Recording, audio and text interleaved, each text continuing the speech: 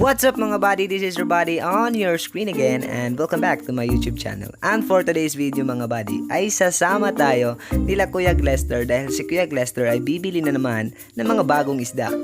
At syempre kasama natin dito si Kuya Roy kasi siya yung magdadrive na sa atin at yung magbeshi si Japet at si Kuya James mga buddy at kumakain sila ng apple at burao tayo at syempre kakain naman tayo mga buddy. Baka buddy yarn, tara kain tayo, apple nga lamang. At sa araw na to mga buddy wala na kasi akong damit kasi konti lang yung mga damit ko, wala akong panggala at ayun nanghiram na lang muna ako mga buddy. Pero let's go, kayang kaya natin to mga buddy, baka buddy yarn. At tara mga buddy, samahan nyo kami dahil bibili tayo ngayon ng mga bagong isda ni Kuya Glester.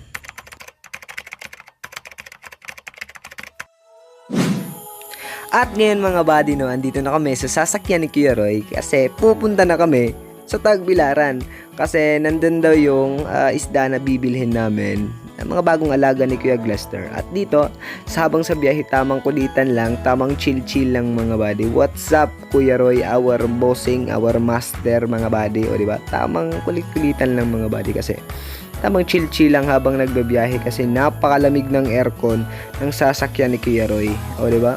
So damdamin natin yung aircon dito sa sasakyan kasi ito yung tinatawag na law of attraction kasi pagdating ng araw baka di natin alam magkakaano tayo, magkakasasakyan tayo balang araw, one day, char lang. At ayun mga buddy no, bago kami pumunta sa bilihan ng mga bagong alagang isda ni Kuya Tiw-Tiw ay andito muna kami sa mall kasi meron pa daw bibilhin si Kuya Tiw-Tiw, si Kuya Glester na mga gamit para sa kanyang mga isda na naman mga buddy, o diba?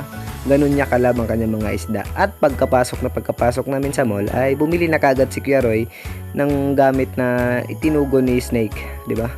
At si Kuya Tiw-Tiw walang kuskus balungos, bumili na kagad ng mga gamit na para sa kanyang mga isda. Like grabe, o di ba? Ganun niya kamahal ang kanyang mga alagang isda. Sana all, swerte kayong isda. At dahil mall to, abay syempre makakasakay na naman tayo ng escalator mga buddy.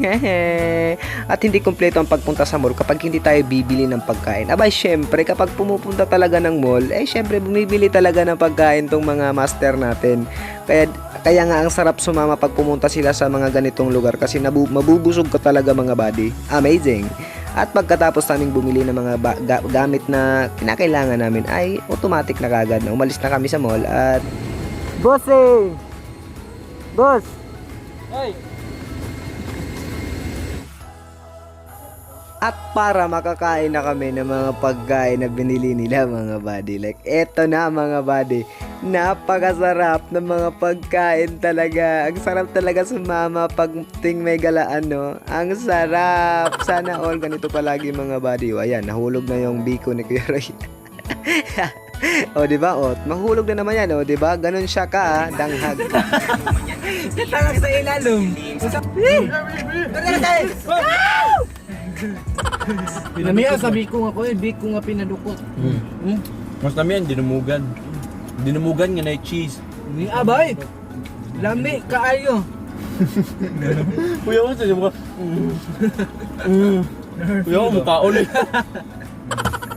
At so yan mga buddy no, tamang kain lang para naman magkalaman yung katawan natin kasi sobrang sobrang butot balat na tayo mga buddy. So tamang kain-kain lang mga buddy kasi napakasarap samahan nito sila Kuya Roy kasi mabubusog ka talaga to the max level. At ayun, pagkatapos namin kumain mga buddy ay dumiretso na kami kaagad papunta sa lugar na kung saan namin bibilhin yung mga bagong alagang isda ni Kuya Tiw-Tiw or ni Kuya Glester mga buddy. At ayun, kung makikita natin sa mukha ni Kuya Glester no, kung gaano siya ka-excited, ayan, kung makikita nyo sa kanyang ngiti, o diba, sobrang excited niya na makita yung mga bago niyang isda, mga bago niyang alagang isda mga buddy kasi gustong-gusto niya talaga yung mga isda niya kasi stress reliever daw niya yun talaga mga buddy. At ayun na nga, tinachat na niya yung seller at hinahanap niya kasi gustong-gusto na talaga niya makita mga buddy. Like atat na to eh.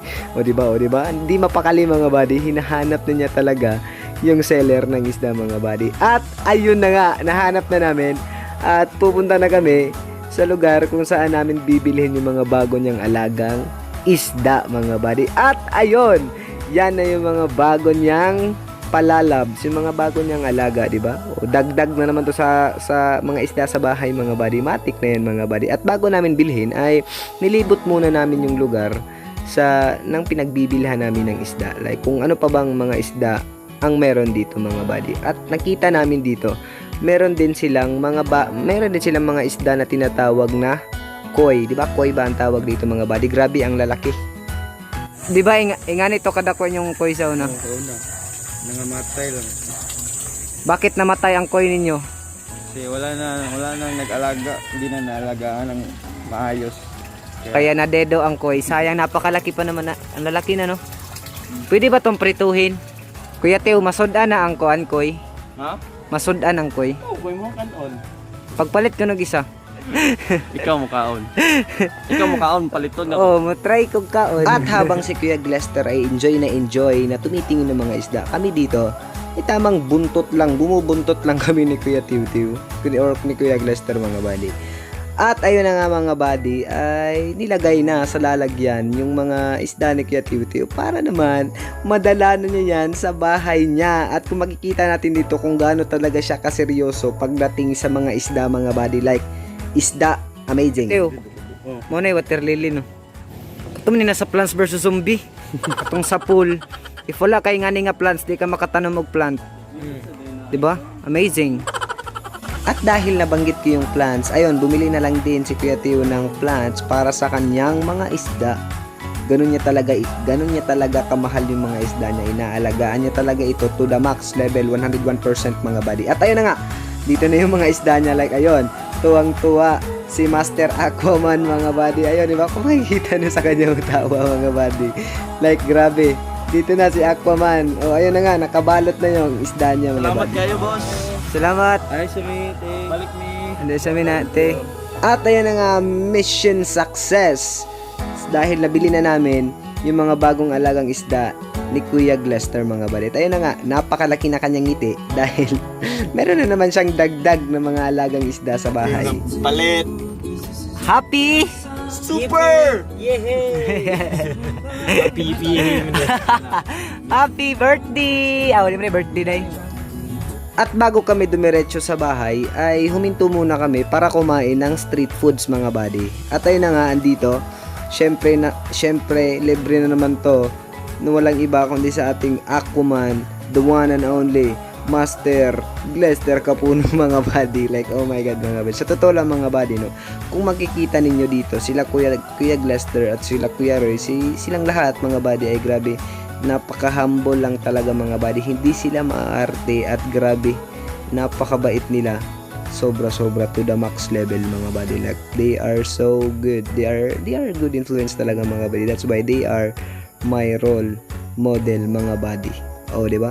Kung makikita natin dito, tamang ano lang sa kilid, di ba? Walang kaartihan kahit konti mga buddy. That's what I want. Lami, boss? Lami, basta libre. Kita mo bayad. Ikaw na mo bayad. Ikaw man daw. Parang wala mo kay kwarta dala. May kwarta. At ayun mga buddy, dahil dumidilim na at malapit nang gumabi, so kailangan na naming umuwi mga buddy. Salamat, boss. Salamat, boss. Thank you, daddy. Salamat, boss. Thank you, daddy. Ni abay. Lami, ikaw basta busog, boy. Ay, libre.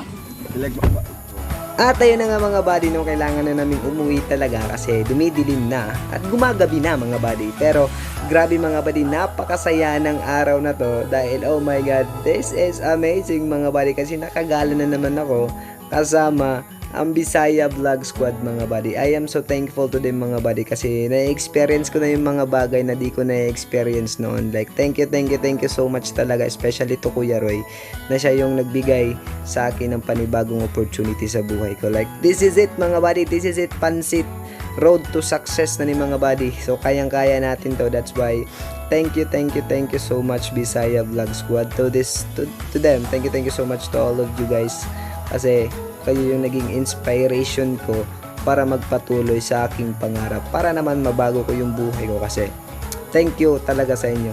Kayo talaga ang pinaka the best person or people na nakilala ko dito. That's why mga buddy, thank you so much for watching my vlog, and this is your buddy signing out. Peace.